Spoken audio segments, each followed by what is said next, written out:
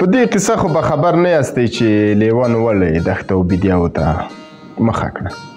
پخوا وخت کې په یو ځنګله کې غوښې خوړونکي او واښه خوړونکي حیوانات سره یو ځای اوسېدل.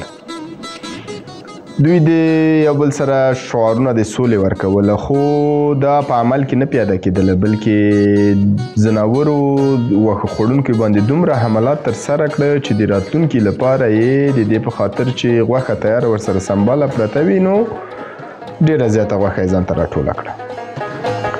او د دې غوښې د څارنې او د دې د ساتنې په خاطر یې پیشوګانو ته د څوکیدارۍ په خاطر وټاکل.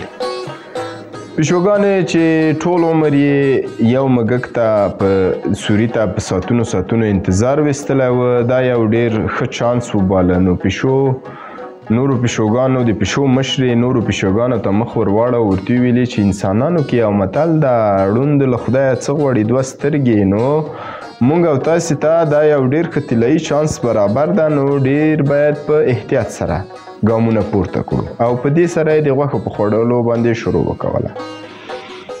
څه به یې اسناد به یې د لیوانو، څه د پړانګانو، څه د نورو ځناورو په برخه کې ورتیر کړه او د باقیاتو باندې به یې خاورې ور واړولې.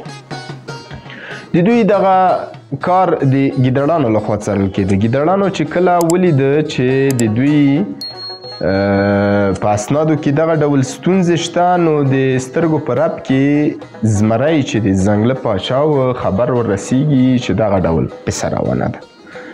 د دې کار په خاطر زمری د ګیدړانو یو ټیم برابروي او د تفتیش په خاطر یې دوی ته ورستوي.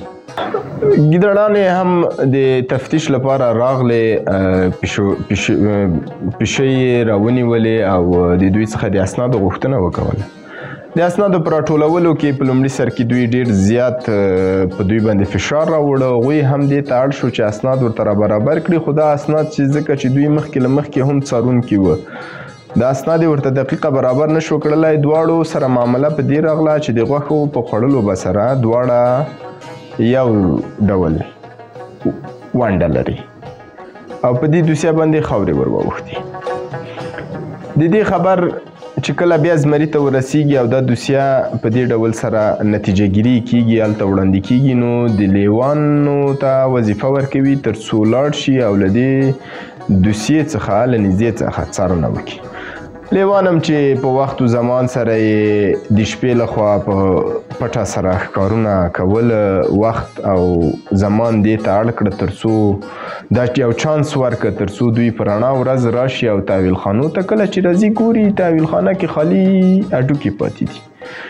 دوی د دغو هډوکو په خوړلو باندې شروع وکوله او هډوکي څه وخوړله، ځانونه یې پرې ماړه کړه او څه یې هم له ځانه سره واخیستل او دښتو بیدیاو ته لاړل. له همغه مهال نه تر اوسه پورې دوی په دښتو بیدیاو کې ژوند کوي او د ځنګله ساحه یې نورو شیانو ته پرېښې ده.